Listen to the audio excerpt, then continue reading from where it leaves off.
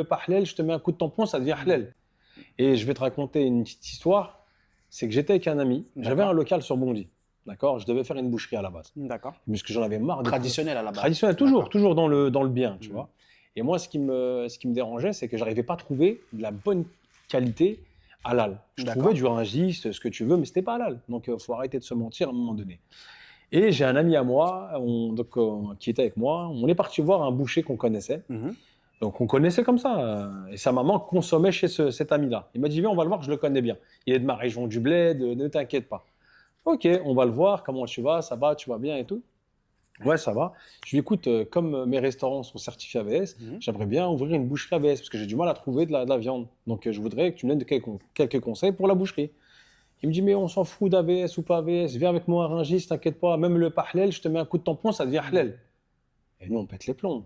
Mon ami et moi, on était comme des dingues. Vous étiez médusés carrément parce qu'à la base, c'est le plus important dans la boucherie. C'est le b.a.-ba, c'est la base. D'avoir confiance en la personne qui te coupe de la viande.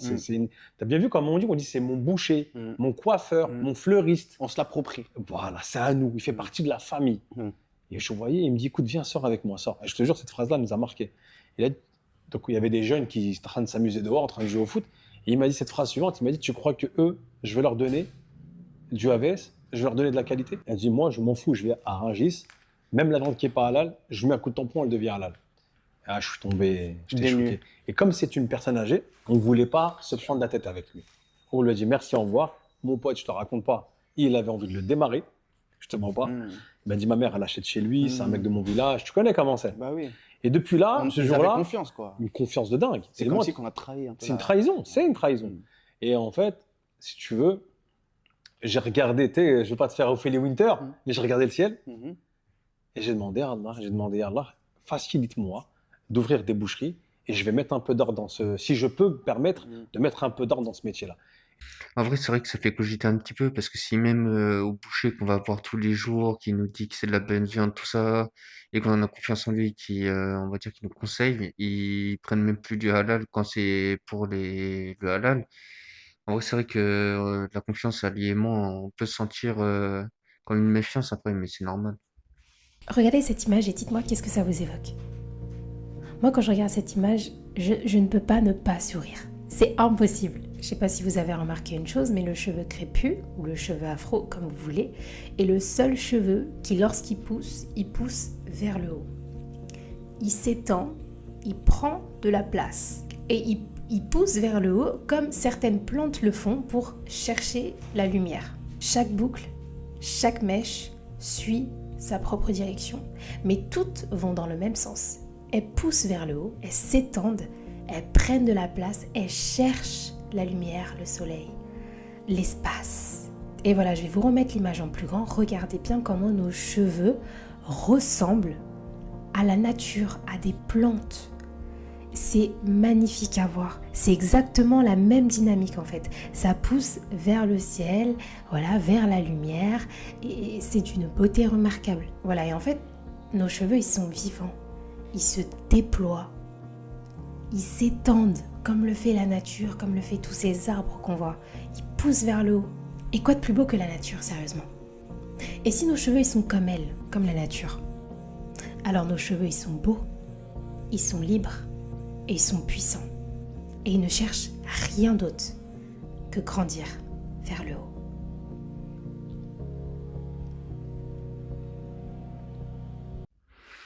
C'est vrai que c'est surprenant quand même. J'ai trouvé ça intéressant. Jusque-là, j'avais pas remarqué ça en fait. Que c'est vrai que ça prend vraiment la forme de plante. Donc il y a peut-être des choses à voir, je sais pas.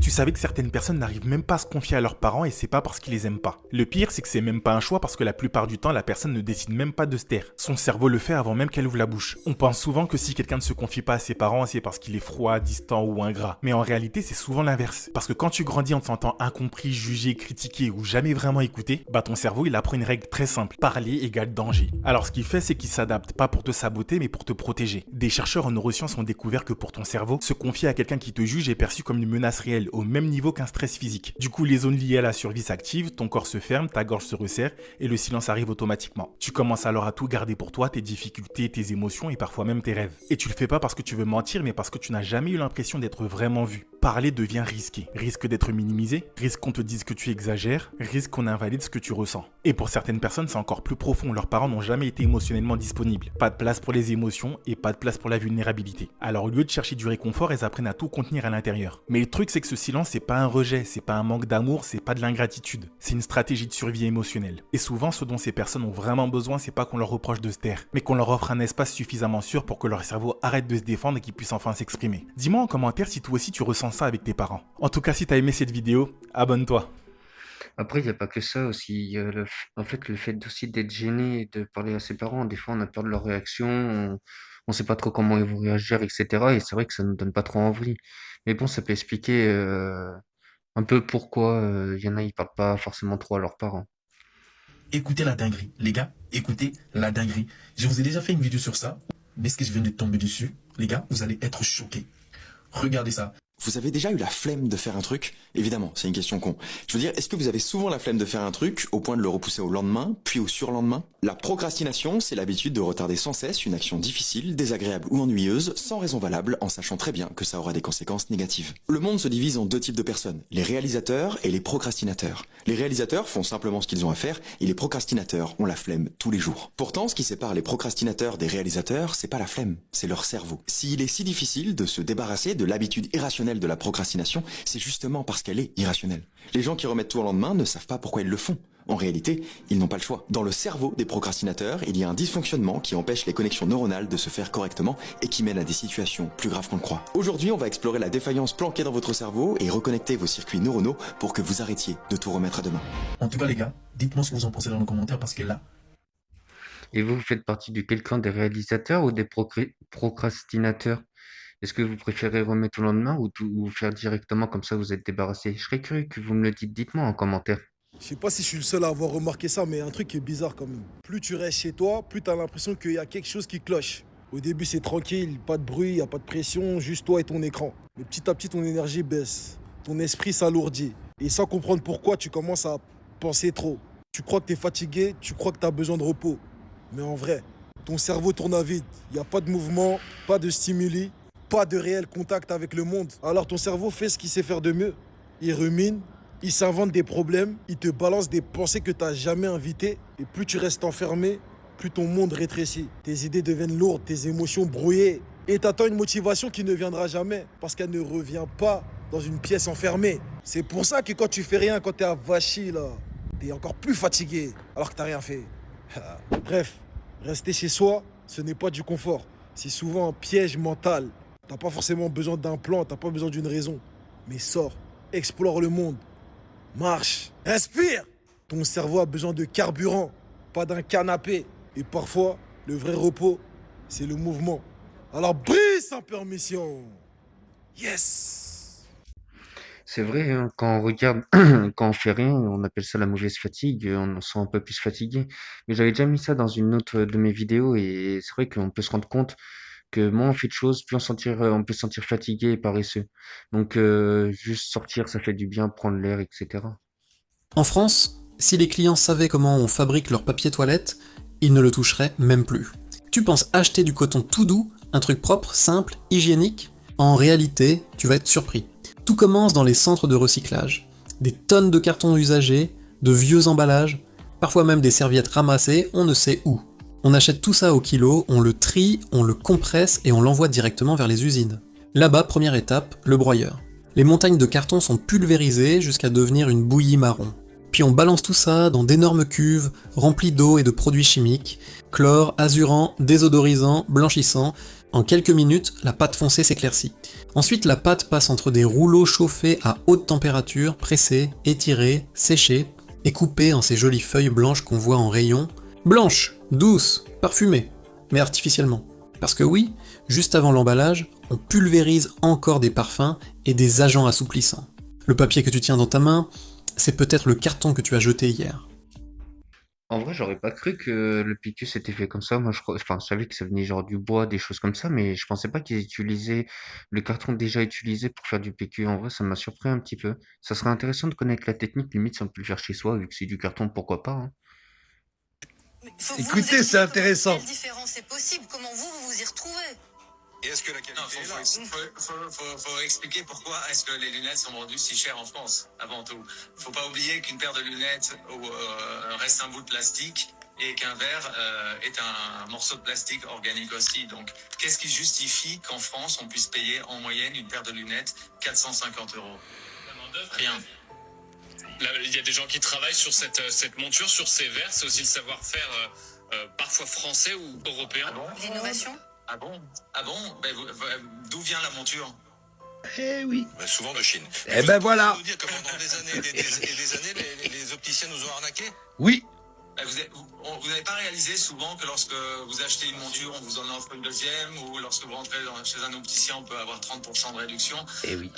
Ça évoque déjà quelque chose. Mais oui, je suis en train de vous dire que ça fait des années et des années que les lunettes viennent bien évidemment de Chine, puisque c'est les plus grands producteurs, mais que les Européens paient leurs lunettes beaucoup trop cher. C'est pour cette raison que nous avons décidé de créer Black Sheep. Une 360 dans ta gueule. Qui est une plateforme absolument révolutionnaire et qui est vouée à mettre fin à un marché qui manque d'opacité. De retard, mais normalement, là, on devrait pas tarder à les recevoir. Et c'est vrai que c'était pas plus de 100 ou 200 €, je crois, les lunettes. Donc, peut-être à voir plus tard, en fait. Est-ce qu'on. Je vous ai donné la solution il y a 2 ans et vous la découvrez à peine. Une jeune femme qui a une idée. J'ai bien aimé quand elle a dit jeune. Et si elle se fait squatter son appartement, écoutez. J'ai la solution. Imagine t'as un squatter. Toi t'attends qu'il sorte, tu vois. Et t'appelles un cousin, non un pote. Comme ça y a pas le même nom de famille, y a rien, tu vois. Et tu lui dis frérot, va squatter le squatter. Donc là ton collègue, il squatte ton appartement, mais avec ton autorisation. Et quand le premier squatter, il revient, il s'est fait squatter. Contre carte, contre nous. Là c'est futé. Futé. Le mot n'est pas assez fort. Normalement, il y a mon téléphone qui sonne, Macron qui m'appelle, qui me dit dans la France de Macron, on a besoin de toi. En plus, j'ai toutes les qualités requises pour devenir ministre. Je sais faire semblant d'être outré en direct sans savoir de quoi on parle. Je maîtrise l'art de ne pas répondre à une question posée. Je suis déjà prête à démissionner pour rester sereine dans l'exercice de mes fonctions. Je sais promettre une réforme en 3 axes alors que j'en ai trouvé qu'un. Je suis parfaitement capable d'expliquer à des gens énervés que tout va très bien. Ça, je sais le faire. J'ai un passé flou, mais ça, je crois, dans la fonction, c'est un atout. Je maîtrise la phrase « c'est plus compliqué que ça ». À caler quand je sais pas quoi dire. Bref, vraiment, j'ai toutes les compétences requises. En vrai, c'est vraiment pas bête. Quand on regarde, c'est vrai que vu que le gars a votre autorisation, bah, il peut y aller. Et puis après, il vous rend l'appartement. Petite astuce à utiliser. Donc, vous faites squatter, vu que je sais qu'il y en a pas mal. Je sais pas si vous avez vu ça, mais les mecs sont en train de péter les plombs complets au Centre européen du judaïsme, hein. Écoutez bien les propos, hein. Ça commence à être flippant, hein, ce qu'ils racontent. Pour que la République s'installe durablement, il a fallu casser l'Église catholique. Et on l'a fait, on a nationalisé. Et je parle même pas des violences commises pendant la période vendéenne, où il y a eu quand même 300 000 morts. Dans l'ouest de la France, où on attachait les curés et les nonnes nus, et pour les jeter dans la Loire. On exécutait les bébés. Il faut lire les rapports du général Turreau, qui raconte comment on a maté les cathos de l'ouest de la France. Oui, Mais après, pendant la préparation de la loi, on a viré les moines des monastères. Manu militari. Ceux qui ne signaient pas, qui ne se rendaient pas à la République, étaient virés. Beaucoup sont partis à l'étranger. Je rêve, mais aujourd'hui, on est confronté à un problème colossal d'islamisation de la France. J'attends de voir ce que la République est capable de faire. Quoi ? Elle est dans l'incantation de la laïcité du matin au soir, mais moi je vois de plus en plus de voiles dans la rue à Paris. À Paris, je vois un entrisme total des frères musulmans un peu partout, dans tous les compartiments de la société. La République. C'est de ouf les mecs. Le mec te prend un exemple de gens qui se sont fait mettre à poil, tuer des bébés, etc. Machin. Il te prend cet exemple-là et derrière il te dit il y a un problème avec l'islam et on va voir ce que la République va faire. Mais il est complètement ouf ce mec-là. Qu'est-ce qu'il raconte encore une fois l'entrisme des frères musulmans? Comme si les frères musulmans étaient à la tête des administrations, des banques, des entreprises. Ah non, il n'y en a aucun. Ce ne sont pas les musulmans. Moi, ce que je trouve extrêmement grave, et c'est là où c'est inquiétant, c'est que le mec, il glorifie, il honore le massacre des catholiques vendéens, d'ailleurs, qui a été un génocide qui a été caché par la Nouvelle République à l'époque. Et encore plus hallucinant, c'est que juste après ça, il te parle d'islam et de voir ce que cette république-là va faire. C'est des propos extrêmement graves, hein, moi je trouve. Hein. Franchement, dites-moi ce que vous en pensez. Hein. Moi je trouve ça terrible, de ce genre de propos-là, et dans un calme, un aplomb absolu. J'ai l'impression qu'ils sont complètement cinglés, qu'ils mesurent même plus la gravité des propos qu'ils tiennent, qui parlent de massacres comme ça, voilà comment la République s'est débarrassée de telle et telle personne, etc. On va voir ce que maintenant on va faire. Mais vous vous rendez compte du délire ou quoi? Tu m'étonnes que si c'est la manière de penser ambiante, les mecs ils font n'importe quoi à Gaza. Mais ça m'étonne même pas. Et ça, comme d'habitude, hein, silence radio sur les télés. Hein. Non, mais nous on va faire tourner. Bonne journée à tous et bateau. En vrai, c'est vrai qu'il a lâché une dinguerie quand même. Parce que là, en gros, le mec, il sous-entend quoi? Qu'il veut tous les lyncher, qu'il faut tous les buter? C'est quoi le principe? En vrai, il y en a, ils ont pété les plombs un peu quand même. Je trouve que c'est n'importe quoi. Le racisme entre peuples, entre religions, entre couleurs, franchement, c'est n'importe quoi, je trouve. Parce que les ennemis, c'est pas nous, c'est pas le peuple, c'est pas les couleurs. En vrai, c'est des gens qui gouvernent, les élites, les familles que j'ai pas forcément envie de citer enfin, que je peux pas forcément citer. Mais autrement, ça sert à rien de s'en prendre aux uns aux autres. Et lui, ce qu'il dit, c'est une dinguerie. Tout est dit pour qu'on regarde ailleurs, c'est certain. Écoutez. J'étais frappé par le niveau de déconnexion du chef de l'État avec la réalité de la France et des Français et de ce que vivent les Français au quotidien. Il nous a parlé de la guerre en Ukraine, de la menace russe, alors que la menace et la guerre, elle est sur le sol français, menée depuis des années par les islamistes qui infiltrent la société pour y instaurer la charia, menée par les narcotrafiquants, narcotrafics contre lesquels il n'a absolument rien fait. Le narcotrafic, c'est 7 milliards d'euros de chiffre d'affaires par an. C'est plus de 200 000 personnes directement impliquées. C'est 367 assassinats et tentatives d'assassinat l'an passé. C'est aussi évidemment la guerre menée sur le sol français par tous les délinquants. Enfin, on le voit tous les jours. Et contre lesquels lui et ses ministres n'ont absolument rien fait. Lui et son ministre du sentiment d'insécurité. Donc c'est absolument dramatique. S'il fallait rappeler là le bilan d'Emmanuel Macron, il serait terrible. Ça serait en vérité un dépôt de bilan. Moi, je suis complètement d'accord avec le mec qui parle là, vraiment. Tout est fait pour qu'on regarde ailleurs, pour qu'on s'intéresse à tout, sauf ce qui se passe dans nos rues. De toute façon, il sait pas le gérer. Il sait pas gérer ce qui se passe, ou alors il en a carrément rien à foutre, j'en sais rien. Mais je pense que du coup, pour lui, il s'auto-embrouille pour se dire que tout va bien, à mon avis. Et du coup, bah forcément, il faut qu'il fasse le kéké à droite à gauche parce qu'il ne veut pas. Il ne veut pas savoir ce qui se passe dans son pays. Il en a rien à foutre, clairement. Dites-moi ce que vous en pensez. Ils sont complètement déconnectés et depuis un petit moment, ça se voit en vrai. Il y a même des journaux qui sont déconnectés, je trouve. Et en fait, c'est ce qu'ils font à chaque fois. C'est à chaque fois qu'on dit oui, la France, il y a ça qui va pas. Ils disent oui, mais regardez dans d'autres pays, il y a ça, ils ont pas, ça se passe comme ça, nanana. Oui, mais en fait, ce qu'il faut se rappeler quand même, parce que c'est qu'on n'est pas dans un autre pays en fait. On est en France, que nous, de base, on a un confort et des lois qui sont faites et des choses qui sont faites pour, voilà. Et que au final, tout ça, c'est en train de régresser parce que au lieu d'évoluer, on régresse et on se dit, regardez les autres, c'est pas mieux. Mais c'est pas une raison. C'est pas une raison. Personne ne devait filmer sa mère regarder ce qu'on installe au fond de la mer. Là, vous me voyez en plongée, posé sur le sable, en train d'installer un tout nouveau tuyau sous-marin. Officiellement, c'est une opération de maintenance classique. Officieusement, ce tuyau sert à évacuer les excréments d'un pays entier. Oui, la France. En effet, toutes les grandes villes sont reliées à un réseau souterrain et tout finit ici au large. Le problème, c'est que l'ancien tuyau était saturé et ça commençait à poser problème. Déjà parce que ça refoulait, mais surtout parce que les poissons avaient commencé à s'y habituer. Regardez-les passer devant la caméra, eux ils savent. Apparemment, cette zone est devenue un point stratégique pour certaines espèces.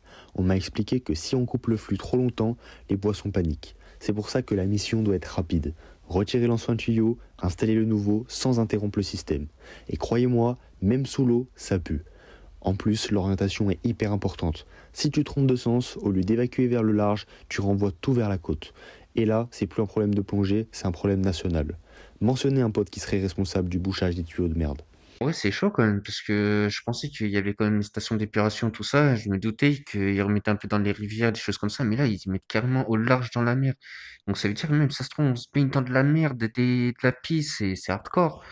Je sais pas si c'est vraiment vrai, hein. Je suis pas sûr que la vidéo elle est vraie, mais si c'est le cas, c'est hardcore. Mais bon, sur ce, la vidéo elle est finie. Je vous dis une bonne journée et une bonne soirée.